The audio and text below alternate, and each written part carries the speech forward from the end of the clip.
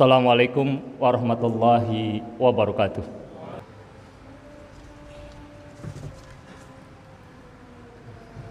Innal hamdalillah nahmadu wa nasta'inu wa nastaghfiruh wa na'udzu billahi min syururi anfusina wa min sayyiati a'malina. May yahdihillahu fala mudhillalah wa may yudhlil fala hadiyalah. Asyhadu an la ilaha illallah wahdahu la syarikalah wa asyhadu anna Muhammadan abduhu wa rasuluh. Allahumma shalli ala Muhammad wa ala ali Muhammad.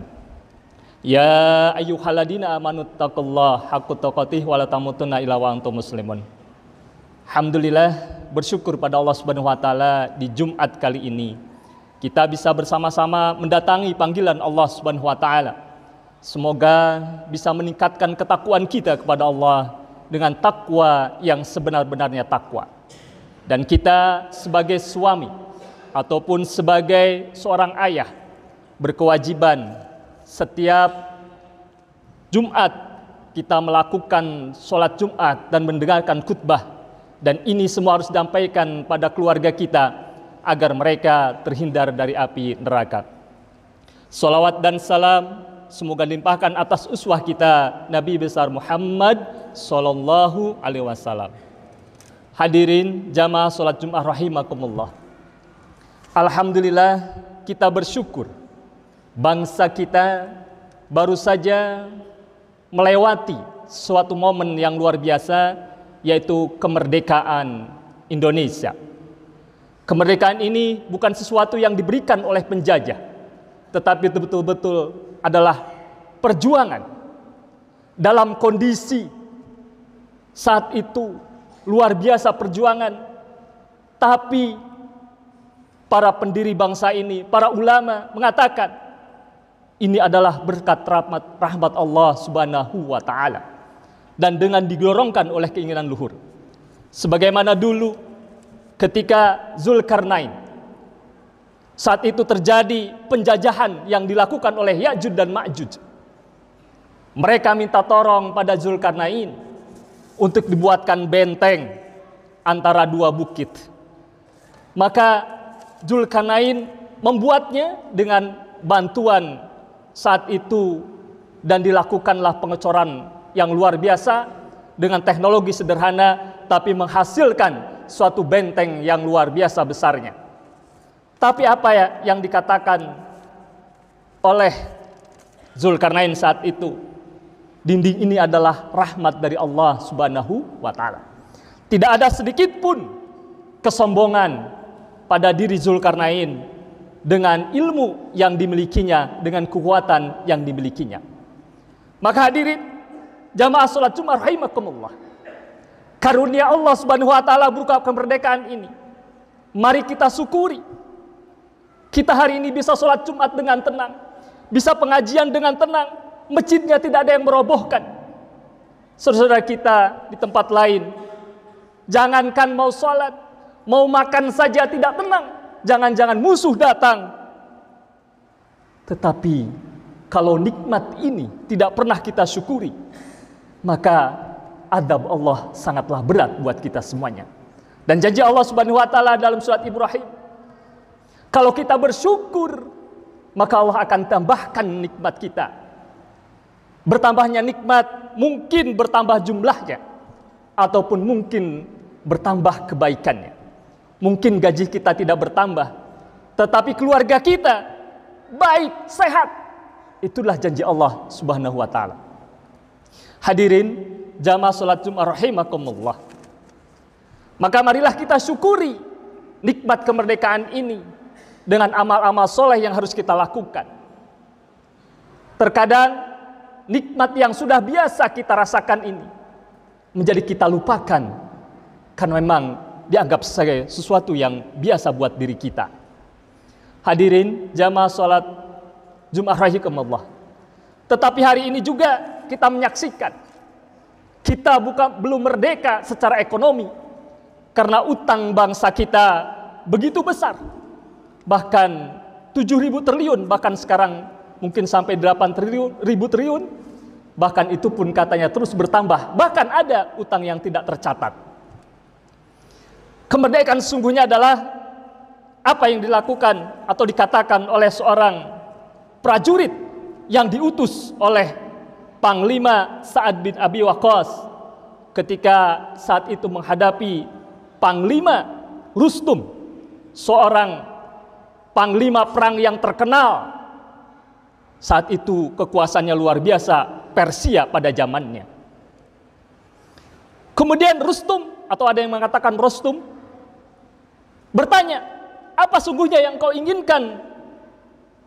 Kemudian Rib'i bin Amir mengatakan pada mereka, Allah telah mengutus kami untuk membebaskan engkau, memerdekakan siapa yang dia kendaki dari penghambaan diri kepada sesama manusia, kemudian untuk menghambakan kepada pencipta manusia, dan mengeluarkan mereka dari dunia yang sempit menuju akhirat yang luas, dan mengeluarkan mereka dari kezaliman agama-agama menuju keadilan Islam.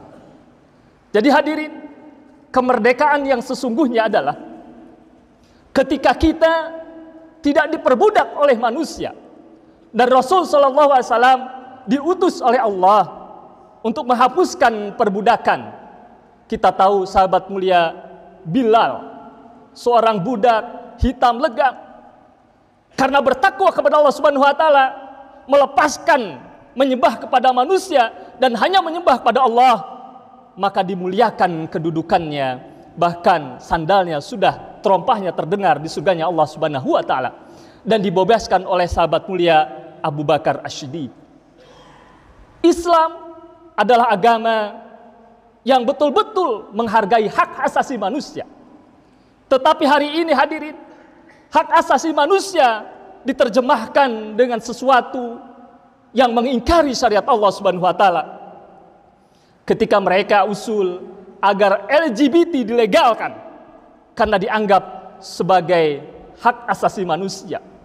Kita sedih hadirin ketika seorang tua yang tidak bisa menegur anaknya karena bawa pacarnya ke rumah dan bermaksiat di rumahnya. Karena kalau ditegur, maka orang tuanya terkena hak asasi manusia, dan justru orang tuanya yang bisa dipidanakan. Ini hadirin satu yang kontras luar biasa. Ketika dulu sesama manusia saling membeli, mempekerjakan dengan sesuatu yang di luar daripada kewajaran, hari ini kebebasan diterjemahkan dengan sesuatu yang melanggar syariat Allah Subhanahu wa taala. Hadirin jamaah salat Jumat rahimakumullah. Rasul SAW mengajarkan doa kemerdekaan kepada kita semuanya. Allahumma inni a'udzubika minal hami wal hazan, wa a'udzubika minal azzi wal kasal, wa a'udzubika minal jubni wal bukhal, wa a'udzubika min gharati wa khawri rijal. Yang artinya, aku berlindung kepada Allah dari rasa sedih dan cemas, dari rasa lemah dan malas, kemudian dari rasa pengecut dan juga bakhil, kemudian juga berlindung kepada Allah dari utang yang berlipat dan juga dari orang yang memaksa. Maka hadirin, marilah kita berdoa, zikir pagi sore kita kepada Allah Subhanahu wa taala agar kita menjadi orang-orang yang merdeka. Kita tidak terikat oleh manusia, tidak dipaksa oleh manusia, tapi hidup mati kita adalah untuk Allah Subhanahu wa taala. Ketika surat At-Taubah ayat 31 turun, yang di situ intinya adalah Allah menyampaikan kurang lebih Yahudi dan Nasrani menjadikan rahib dan pendeta disembah sebagai Tuhan tandingan selain Allah. Maka seorang pendeta datang pada Rasul di Masjid Nabawi, dia protes, wahai Muhammad, karena dia tidak mengakui Rasul sebagai Rasulullah, kami tidak menyembah pendeta kami, tidak menyembah rahib-rahib kami. Maka Rasulullah SAW balik bertanya, apakah pendeta kamu menghalalkan yang apa diharamkan oleh Allah, dan juga sebaliknya mengharamkan apa yang dihalalkan? Maka dia jawab, iya. Kemudian Rasulullah mengatakan, lalu kalian taat? Iya, ketaatan itu bentuk daripada ibadah. Jadi hari ini hadirin, kalaupun ada seorang ulama yang menghalalkan sesuatu yang haram atau mengharamkan yang halal, kemudian kita taat pada ulama itu, maka kita sebagai budak daripada manusia dan bukan sebagai hamba Allah Subhanahu wa taala. Hadirin jamaah salat Jumat rahimakumullah. Hamba Allah artinya adalah budak Allah. Tetapi karena budak Allah, karena Allah yang menguasai dunia ini, walaupun kita menjadi budak, maka Allah akan berikan kedudukan yang tinggi di sisi Allah Subhanahu wa taala, keberkahan hidup di dunia, dan Allah menjadikan surganya Allah Subhanahu wa taala. Maka hadirin, lebih baik kita menjadi budak Allah yang mungkin 60-70 tahun di muka bumi ini. Sebentar hadirin. Dan insya Allah kalau kita sabar menjadi hamba Allah, menjadi budak Allah, sami'na wa ata'na, dengan perintah Allah, dan kita tinggalkan larangan Allah Subhanahu wa taala, maka Allah akan berikan kemuliaan di sisi Allah Subhanahu wa taala, dan kita akan mendapatkan kebahagiaan. Barakallahu li wa lakum bil Qur'anil Karim.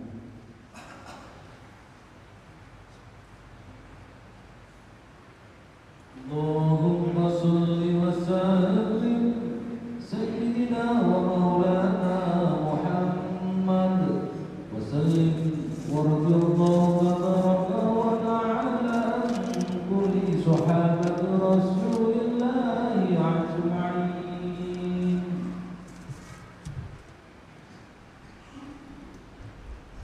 Alhamdulillahilladzi hadana li hada wa ma kunna linahtadiya law an hadana Allah. Asyhadu an la ilaha illallah wahdahu la syarikalah wa asyhadu anna Muhammadan abduhu wa rasuluh. Allahumma sholli ala Muhammad wa ala alihi wa sahbihi wa man tabi'ahum bi ihsanin ila yaumidin. Amma ba'du. Fa ya ayyuhal mu'minun ittaqullaha ta'ala haqqa tuqatih wa'lamu annallaha wa malaikatahu yusollu 'alan nabi sallu alaihi wa sallimu taslima. Allahumma sholli wa sallim ala Muhammadin wa ala alihi wa sahbihi wa tabi'in azmain bi rahmatika ya arhamar rahimin. Hadirin jamaah salat Jumat rahimakumullah. Marilah kita tanyakan pada diri kita sendiri, apakah kita sudah merdeka yang sesungguhnya? Ketika Allah berfirman, "Qul huwallahu ahad," katakanlah Allah itu Esa, Allahus Samad, Allah tempat meminta. Apakah kita masih meminta kepada selain Allah? Berarti kita belum memerdekakan diri kita dari makhluk. Ketika kita taat pada pimpinan kita hadirin, maka kita niatkan saya taat pada pimpinan, karena Allah menyuruh kita taat pada pimpinan, selama pimpinan itu taat pada Allah dan Rasul. Jangan sekali-kali kita taat kepada perintah-perintah yang melanggar syariat Allah Subhanahu wa taala.